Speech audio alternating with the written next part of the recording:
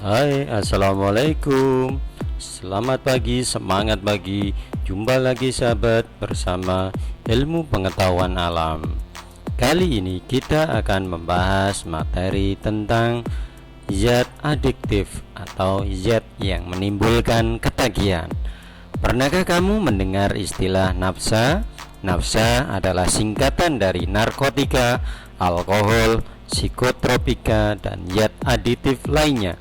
Kata lain yang sering dipakai adalah narkoba, narkotika, psikotropika, dan bahan berbahaya lainnya. Nafsa sangat perlu untuk dihindari karena zat-zat yang termasuk di dalam nafsa dapat merusak tubuh. Apa sajakah yang termasuk golongan nafsa itu? Minuman beralkohol, obat bius, rokok, dan obat-obatan yang digunakan dalam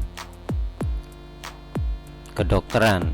Yang digunakan selain memiliki efek samping kerja otak, dia juga mempunyai efek bisa menurunkan aktivitas otak atau merangsang susunan saraf.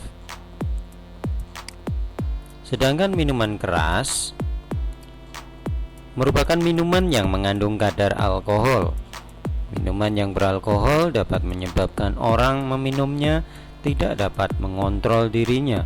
Akibatnya hilang sistem keseimbangan tubuh. Jarum suntik dalam konsumsi obat terlarang. Jarum suntik merupakan salah satu alat yang sering digunakan untuk zat-zat psikotropika. Penggunaan jarum suntik yang tidak steril dalam penggunaan obat-obat terlarang akan menimbulkan kemungkinan para pecandu tertular penyakit radang hati dan HIV atau AIDS. Rokok dibuat dari lintingan tembakau atau Nicotina tobacum. Sampai tahun 1920-an, rokok dikenal luas sebagai zat penenang yang membebaskan perokok dari kecemasan dan stres.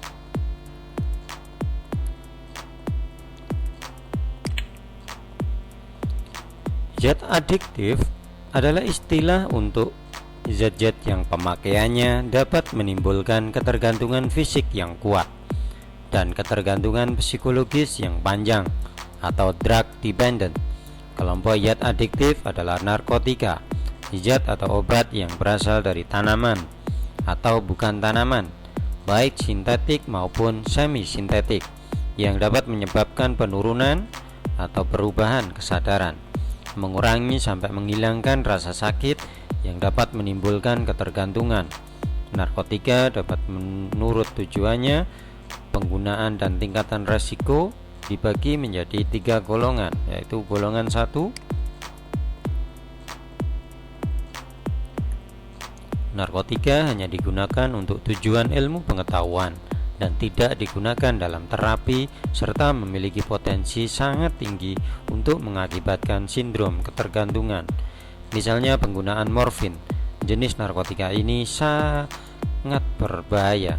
Pertama kali diisolasi dari getah buah pada 1905 oleh Frederick Sturmer.